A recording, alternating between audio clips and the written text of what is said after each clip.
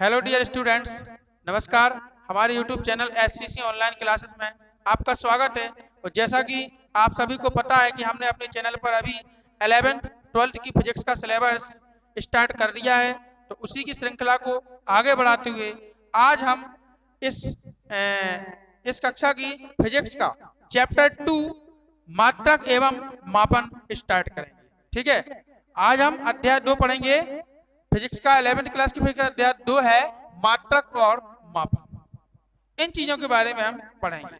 तो इसमें हमारा पहला टॉपिक आता है बेटा कि भौतिक राशियां किसे कहते हैं। क्योंकि हम क्या पढ़ रहे हैं? भौतिकी पढ़ रहे हैं।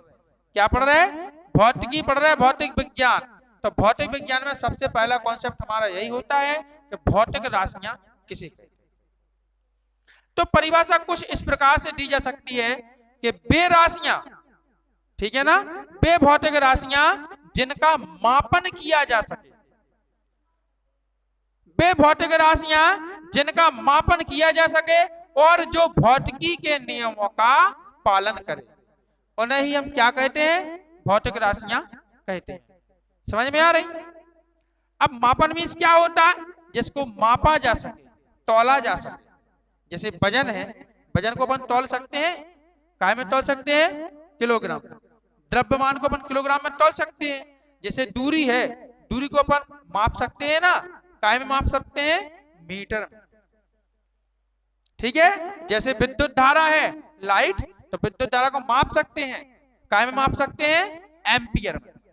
जैसे बल है तो बल को माप सकते हैं, काय में? न्यूटन में।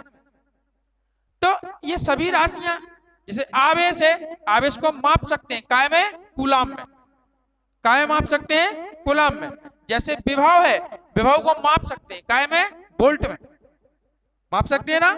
तो वे भौतिक राशियां जिनका मापन किया जा सके, जिनको हम माप सके। समय है, समय को मापते हैं, काय में? सेकंड में। तो जिनको मापन किया सके और जो भौतिकी के नियमों का पालन करते हैं, भौतिकी के नियमों का क्या करे? पालन करे। जो भौतिकी के नियम होते हैं उन सभी का पालन करे। तो ऐसी राशियों को क्या कहते हैं बेटा? हम भौतिक राशियां कहते हैं। ध्यान रखना, भौतिक राशियां, परिभाषा आपको समझ में आई? सबको परिभाषा समझ में आई? बोलते जाना कि हाँ आई है। भौतिक राशियां बेटा दो प्रकार की होती है। कितने प्रकार की होती है? दो प्रकार की। ठीक है ना।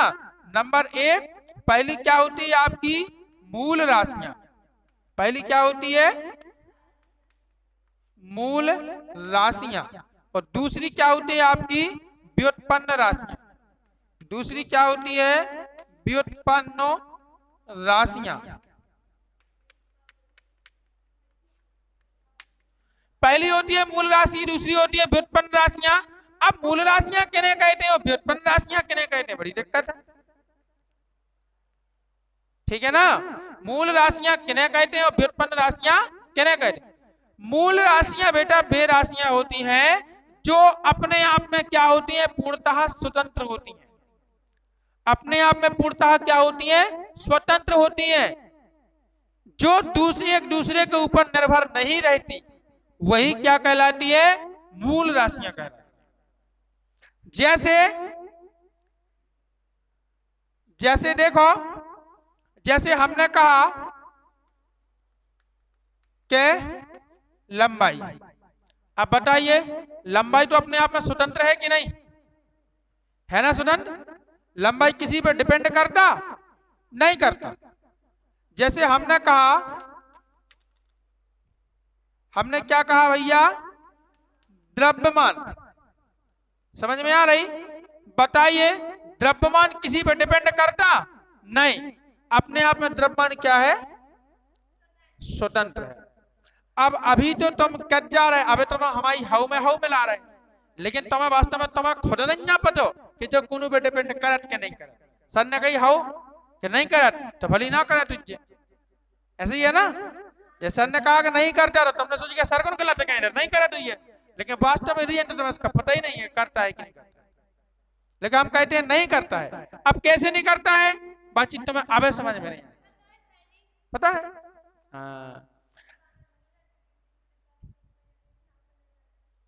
बातचीत तुम्हें अभी समझ में नहीं आएगी।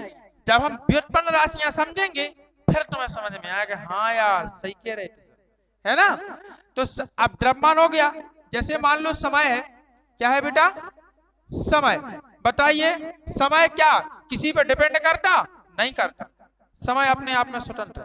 ऐसी कई राशियां हैं, ऐसी 7 राशियां हैं। कितनी है? 7, जो किसी दूसरे पर डिपेंड नहीं करती, अपने आप में स्वतंत्र होती है। और इसके अलावा जितनी भी राशियां होती हैं वो सभी एक दूसरे पर निर्भर करती हैं, वो एक दूसरे के बिना संभव होती नहीं। तो समझ में आ गई। तो मूल राशियां क्या है? वे राशियां जो अपने आप में स्वतंत्र होती हैं, किसी दूसरे पर निर्भर नहीं करती हैं, मूल राशियां कहलाती हैं। जैसे लंबाई, द्रव्यमान, समय, ताप, ज्योति तीव्रता, विद्युत धारा, मोल, यह भी आप दे सकते हो, ठीक है ना। लेकिन 3 वॉट, 3 वॉट, कोई दिक्कत नहीं। अब दूसरी क्या होती है? व्युत्पन्न राशियां। क्या होती है बेटा दूसरी? व्युत्पन्न राशियां। ऐसी राशियां जो अपने आप में पूर्णतः स्वतंत्र नहीं होती, ऐसी राशियां जो बेटा अपने आप में पूर्णतः स्वतंत्र नहीं होती हैं, वो एक दूसरे पर क्या करती है? निर्भर करती हैं। वो क्या कहलाती है? व्युत्पन्न राशियां। अब आ गया है वो मौका जो आपको व्युत्पन्न मूल राशियों में अंतर समझ में आएगा, ठीक है। जैसे व्युत्पन्न राशियों में, व्युत्पन्न राशि में हमने क्या ले लिया? वेग। क्या ले लिया हमने? वेग। कौन कहता है कि वेग अपने आप में स्वतंत्र है? नहीं है, ये नालायक दूसरे पर निर्भर करता है। कैसे करता है? देखिए, वेग बराबर सूत्र क्या होता? विस्थापन बटे समय। बताइए ये वेग काय पे निर्भर करता है? विस्थापन और समय पे। आई 2 चीजें।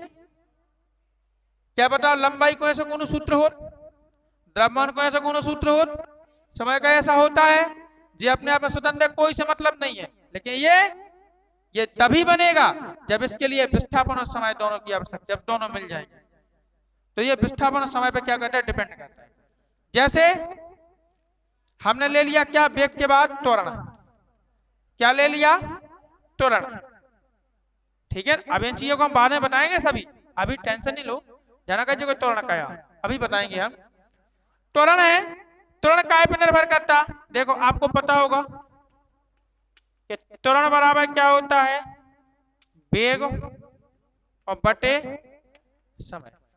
यानी त्वरण को क्या चाहिए? वेग चाहिए और समय भी चाहिए, दोनों चाहिए ना। और इस वेग को क्या चाहिए? विस्थापन और समय। अब बताओ, त्वरण इन दोनों पर निर्भर है और ये नालायक इन दोनों पर निर्भर है व्युत्पन्न मात्रक की नहीं? दोनों व्युत्पन्न मात्रक है कि नहीं? यही फंडा है व्युत्पन्न राशियों का, कि एक दूसरे पे क्या करती है? निर्भर करती है। जैसे देखो एक और हम लेके चल रहे, चलो हमने बोला क्या बेटा? बल। क्या बोला? बल। अब आप देखो बल बराबर होता क्या है? द्रव्यमान बटे नहीं गुणे, हाँ, F बराबर m इंटू ए। भूल गई कक्षा 10 में, 9 में। बल बराबर क्या होता है? द्रव्यमान गुणे त्वरण। अब देखो पहली बात तो ये द्रव्यमान जाने और फिर क्या जाने? त्वरण जाने, जब बल मिलने। लेकिन इस नालायक को त्वरण को क्या चाहिए? वेग चाहिए और समय चाहिए। लेकिन इस वेग को क्या चाहिए? विस्थापन चाहिए। और सब एक दूसरे से लगे कि नहीं लगे? फिर अब जैसे चलो अगला लेके चल रहे हम। जैसे हमने कहा विद्युत,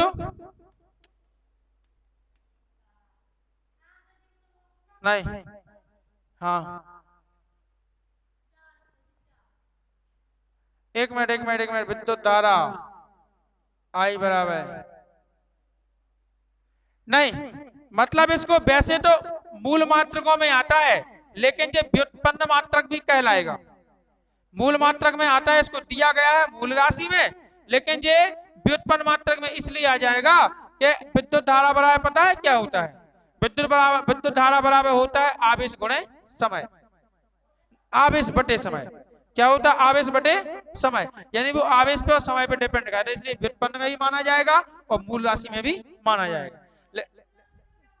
लेकिन वैज्ञानिकों ने इसको मूल राशियों में वो दी है जगह, ये व्युत्पन्न में नहीं दी है, इसको मूल राशि में जगह दी है, लेकिन जो भी दो चीजों पर डिपेंड करता है, आवेश और समय पर। हाँ, आई बराबर हो क्यू अपॉन टी, यानी आवेश बटे समय। चलो और कोई ले रहे, जैसे मान लो हमने ले लिया क्या, संवेग। क्या ले लिया? संवेग। अब आपको पता है कि संवेग बराबर सूत्र क्या होता है? द्रव्यमान और गुणे वेग, यही होता है। द्रव्यमान गुणे क्या होता है? वेग। अब बताइए संवेग काय पे निर्भर कर रहा है? द्रव्यमान पे और वेग पे, और जबकि वेग काय पे निर्भर कर रहा है? विस्थापन और समय। अब समझ में आई कि मूल राशि का कोड, व्युत्पन्न राशि का कोड। मूल राशि वो कहलाती है जो अपने आप में स्वतंत्र होती है, किसी दूसरे पर डिपेंड नहीं करती है, ठीक है। और व्युत्पन्न राशियां वो कहलाती है जो किसी दूसरे पर निर्भर करती हैं, अपने आप में पूर्णतः स्वतंत्र नहीं होती। क्लियर? इतनी चीजें क्या आपको समझ में आ गई? अब तो नहीं समझना इस चीज के बारे में, भूलोगे तो नहीं। तो हमने क्या क्या समझा, भौतिक राशियां किसे कहती है तथा ये कितने प्रकार की होती है, समझ गए?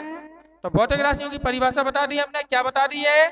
कि वे भौतिक राशियां वे राशियां जो जिनका मापन किया जा सके और जो भौतिकी के नियमों का पालन करती हैं, क्या कहलाती हैं? भौतिक राशियां कहलाती हैं। भौतिक राशियां दो प्रकार की होती हैं, नंबर एक मूल राशियां, नंबर दो व्युत्पन्न राशियां।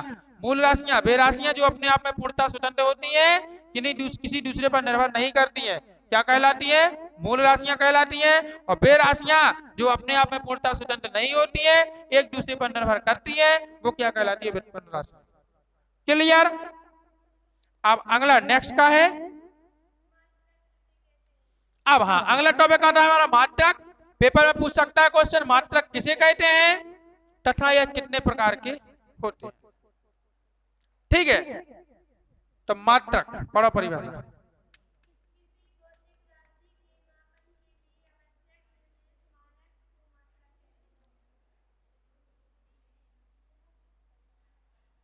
देखो,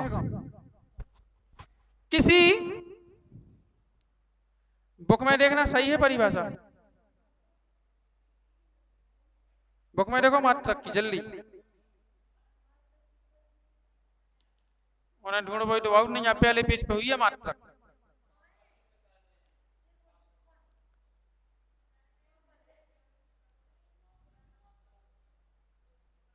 मात्रक की ना परिभाषा नहीं मिल रही।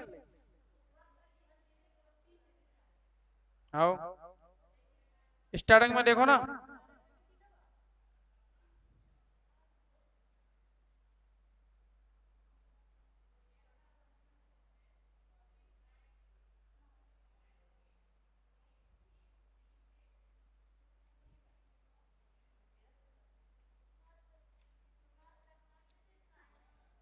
मात्रक की परिभाषा होती है, ऐसा हो नहीं सकता। दूसरी हेडिंग का है, पहली हेडिंग का है भूमिका है, हैं? पहली हेडिंग भूमिका है, कहा है पहली हेडिंग? अरे पहला पेज निकालो, भौतिक राशियां है, एक बार अगली हेडिंग का है मापन की आवश्यकता, फिर अगली हेडिंग का है, उसी में देखो परिभाषा ऊंचे ऊपर ऐसे क्या होना क्या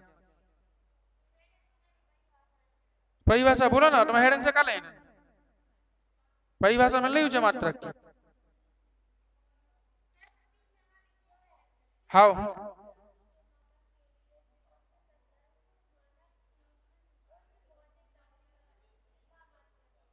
बस, और एक और लिखी हुई परिभाषा हुई, दो तीन नीचे हैं, कहा है पढ़ो।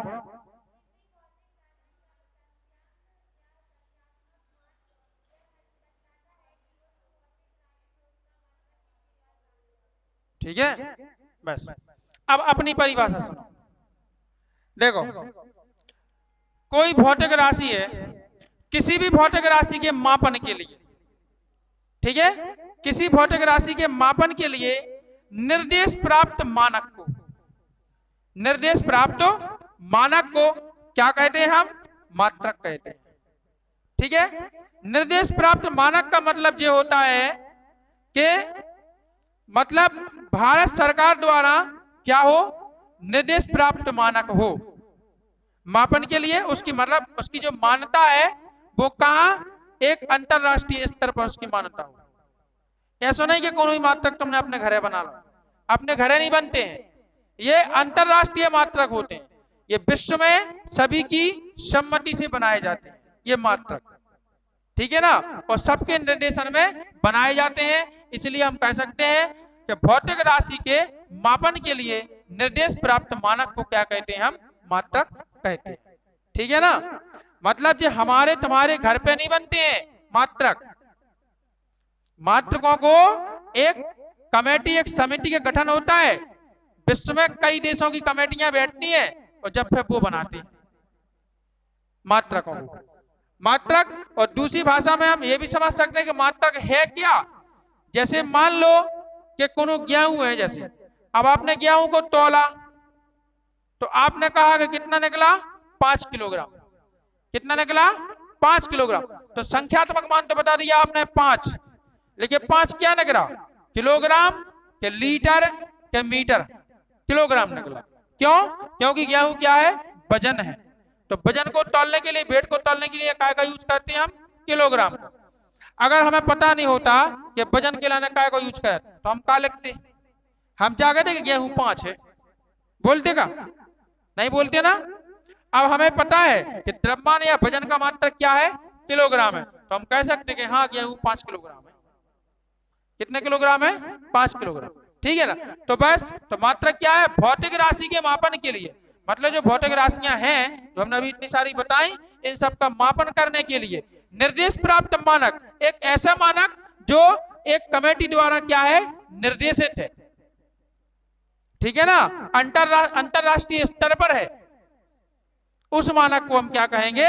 मात्रक कहेंगे। ये मात्रक भी कितने प्रकार के होते हैं? 2 प्रकार के। कितने प्रकार के होते हैं? 2 प्रकार के। एक होते हैं मूल मात्रक, एक क्या होते हैं? मूल मात्रक, और दूसरे क्या होते हैं? व्युत्पन्न मात्रक।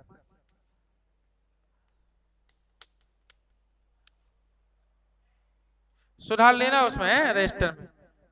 निर्देश प्राप्त मानक को ऐसा कर लिया, निर्देश प्राप्त मानक को पढ़ियो परिभाषा एकदम फेयर की। हाँ,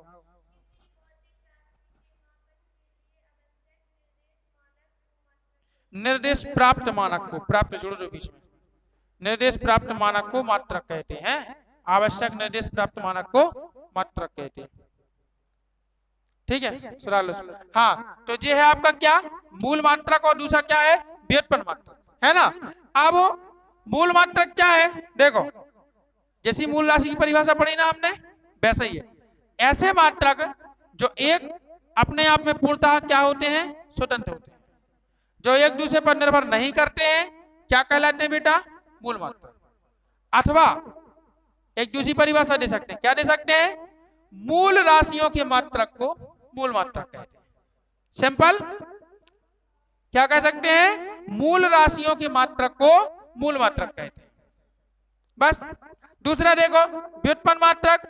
व्युत्पन्न माने एक दूसरे पर निर्भर करे, तो बेमात्रक जो अपने आप में पूर्णतः स्वतंत्र नहीं होते हैं, एक दूसरे पर निर्भर करते हैं, क्या कहलाते हैं? व्युत्पन्न मात्रक कहलाते हैं। अथवा दूसरे शब्दों में परिभाषा हम ये भी लिख सकते हैं कि व्युत्पन्न मात्रक व्युत्पन्न राशियों के मात्रकों को व्युत्पन्न मात्रक कहते हैं। व्युत्पन्न राशियों के मात्रकों को क्या कहते हैं? व्युत्पन्न मात्रक कहते हैं।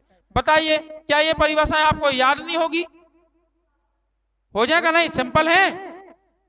अब मूल राशि तुम जानते ही हो क्या हो, जैसे लंबाई मूल राशि है तो लंबाई को मात्रक क्या हो जाए? तो मीटर मूल मात्रक को है। मूल राशि में द्रव्यमान है तो द्रव्यमान का मात्रक क्या होगा? किलोग्राम, तो किलोग्राम मूल मात्रक कहलाएगा। समय भी मूल राशि है तो समय का मात्रक सेकंड, तो ये क्या कहलाएगा? मूल मात्रक। व्युत्पन्न मात्रक देखो, जैसे उन्होंने कही जो है वेग, तो वेग का क्या होता है? मीटर प्रति सेकंड। तो वो क्या कहलाएगा, व्युत्पन्न मात्रक। क्यों, क्योंकि व्युत्पन्न राशि का मात्रक है। ठीक है, फिर क्या आपके पास त्वरण, त्वरण का मात्रक होता है मीटर प्रति सेकंड स्क्वायर। क्या होता है, मीटर प्रति सेकंड स्क्वायर। तो वो क्या कहलाएगा, व्युत्पन्न मात्रक। अब देखिएगा अगला, जैसे बल है, क्या है बेटा, बल। बल का क्या होता है, न्यूटन। तो व्युत्पन्न राशि है तो व्युत्पन्न मात्रक हो जाएगा। अब जैसे संवेग है, संवेग का क्या होता है, किलोग्राम मीटर प्रति सेकंड। क्या होता है, किलोग्राम मीटर प्रति सेकंड। तो वो व्युत्पन्न राशि, व्युत्पन्न मात्रक कहलाएगा। क्यों, क्योंकि ये व्युत्पन्न राशि है। समझ में आ रही चाहिए कि नहीं। तो इस प्रकार से हमने क्या क्या पढ़ा, भौतिक राशियां, उनके प्रकार, और मात्रक की परिभाषा, मात्रक के प्रकार। ठीक है, अब अगर क्वेश्चन आ जाए पेपर में कि मूल मात्रक और व्युत्पन्न मात्रक में अंतर स्पष्ट कीजिए, तो लिख सकते हो, आराम से लिख देना, परिभाषा उदाहरण फ्री। अब अगला का है टॉपिक,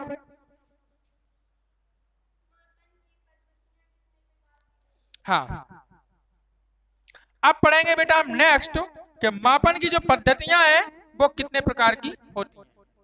ठीक है, मापन की मतलब जो अपन मापन करते हैं ना भौतिक राशियों का, तो वो उसकी कुछ अलग अलग पद्धतियां होती हैं। क्या होती है, उनकी अलग अलग पद्धतियां होती हैं। ठीक है ना, जिनकी वजह से हम क्या करते हैं, मापन करते हैं। और वो सभी पद्धतियां शायद भारत में चलती हैं, लगभग लगभग भारत में अपने सभी पद्धतियां चलती हैं। ठीक है, लेकिन बनाई कहाँ गई थी, है कहाँ की, उन सब के बारे में हम देखेंगे। चलिए,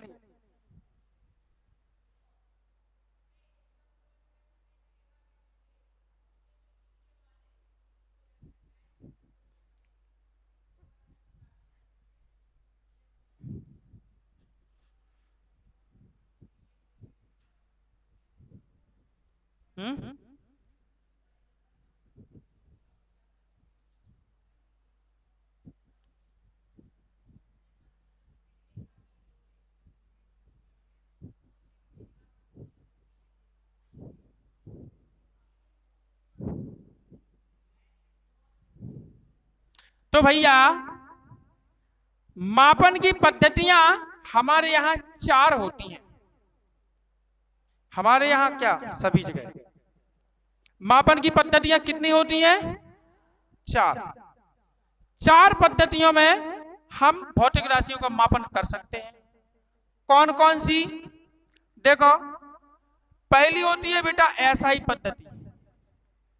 क्या होती है, एसआई पद्धति। क्या बोलते हैं इसको, इंटरनेशनल सिस्टम ऑफ यूनिट। दूसरी क्या होती है, दूसरी होती है एमकेएस। एमकेएस ही है ना,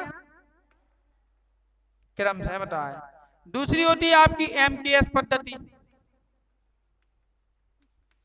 एमकेएस पद्धति।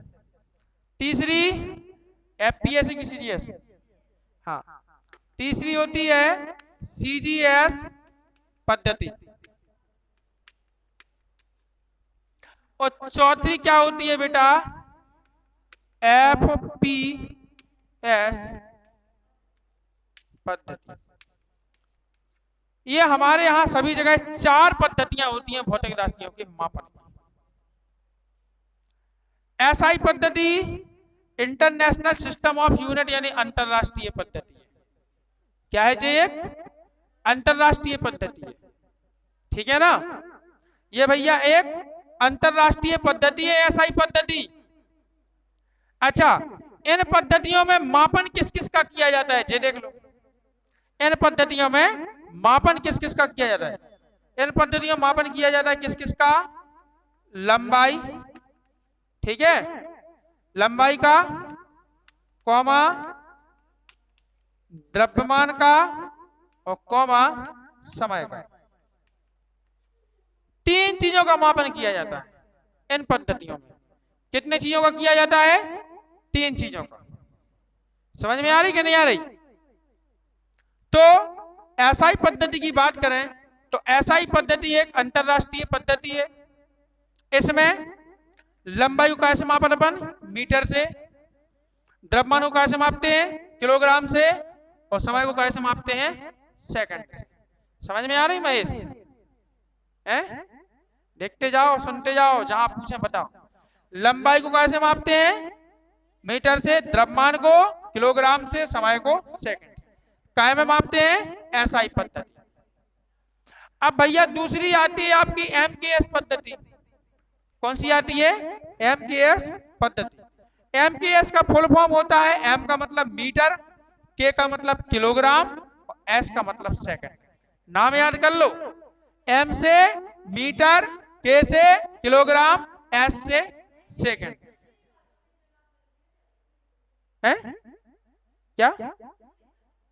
एम से क्या होता? मीटर, के से किलोग्राम, एस से सेकंड। और ये पद्धति है वो कौन सी है? मीट्रिक पद्धति है। कौन सी है ये? मीट्रिक पद्धति। इसका नाम है मीट्रिक। क्या? मीट्रिक।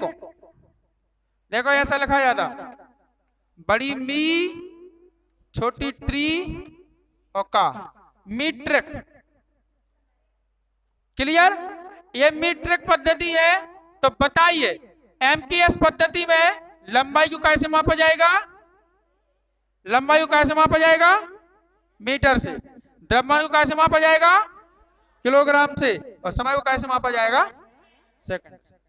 ठीक है ना? तो यही एक मीट्रिक पद्धति है। इसमें लंबाई, द्रव्यमान तथा समय का मापन मीटर, किलोग्राम और सेकंड में किया जाता है। बताइए हो गई याद? हाँ, पहले मैं कैसा करूँ? सो कछु कछुअन की एक से होत ना, कछुअन कछुअन की एक से होत। ठीक है? अपने तो बहुत सी चीजें चलती, इनमें से सब चीजें, कई चीजें अपने तो चलती। अब आगे देखो, तीसरी पद्धति कौन सी है? सीजीएस। कौन सी पद्धति है? सीजीएस। देखो, सी का मतलब होता है सेंटीमीटर। सी का मतलब क्या होता है? सेंटीमीटर। जी का मतलब होता है ग्राम। जी का मतलब क्या होता है? और एस का मतलब क्या होता है? सेकंड। अब बताओ, और यही एक कौन सी पद्धति है? सीजीएस। कौन सी पद्धति है? फ्रांसीसी। मतलब ये पद्धति का निर्माण कहाँ हुआ था? फ्रांस में हुआ था। ये फ्रांसीसी पद्धति है। इसमें लंबाई, द्रव्यमान और समय का मापन, लंबाई का सेंटीमीटर से, द्रव्यमान का मापन ग्राम में और समय का मापन सेकंड में किया जाता है। अब बताओ, क्या आपने तो सेंटीमीटर नहीं चलता, आपने तो ग्राम नहीं चलता, सेकंड नहीं चलता। अब बता कौन सी पद्धति है जो आपने नहीं चलती? अपने तो ये भी चलती है, ये भी चलती है, ये भी चलती है। ये तीनों पद्धति अपने भारत में चलती है। चलती है ना? भारत किसी से कम नहीं है। चौथा और देख, अगली है एफपीएस पद्धति। कौन सी है? एफपीएस पद्धति। बताइए ये कौन सी पद्धति है? एक ब्रिटिश पद्धति है। ब्रिटिश यानी ब्रिटिश एक देश है ना अंग्रेजों का, वहां वाली पद्धति है ये ब्रिटिश पद्धति। इसका निर्माण ब्रिटिश में हुआ था। ब्रिटिश शासन अपने भारत में आया था कि नहीं? पहले अपन गुलाम बना लिया था, वही की है ये पद्धति। इसका फुल फॉर्म होता है, एफ का मतलब फुट। एफ का मतलब क्या होता है? फुट। पी का मतलब होता है पाउंड। क्या होता है? पाउंड। और एस का मतलब होता है सेकंड। हाँ, अब अपने यहां फुट भी चलता है, पाउंड भी चलता है, सेकंड भी चलता है, तीनों चलते हैं। क्लियर? तो इस पद्धति में लंबाई को कैसे मापेंगे हम? फुट से। द्रव्यमान को कैसे मापेंगे? पाउंड से। और समय को कैसे मापेंगे? सेकंड से। बताइए क्या समझ में आई? समझ में आई ये पद्धति? क्लियर है? कोई दिक्कत है क्या इसमें? नहीं है। अब ये नहीं है पता जी, हम आपको कहीं से ढूंढ के बता देंगे, लेकिन ये संबंध हम तुम्हें लिखवा लें, कौन में का की देखो है, हमें इकट्ठे लिखवा लें, पूरा चार्ट को चार्ट बनवा लें, पाउंड में पता चलेगा आपको। बहुत सी चीजें हैं जो अपने तो चलत नहीं है, सब जानत नहीं है। से कहीं कहीं पे कुछ और चलता, कुछ कुछ चीजें अपन लोग नहीं जानते, नहीं जानते ना, क्योंकि अपने यहाँ चलते ही नहीं है। जब चलेगा फिर भी अपन उसका नॉलेज होना चाहिए, तो हम आपको देख ढूंढ देंगे। अब सुनिए, हाँ हाँ पाउंड, पाउंड, पौंड नहीं, पाउंड।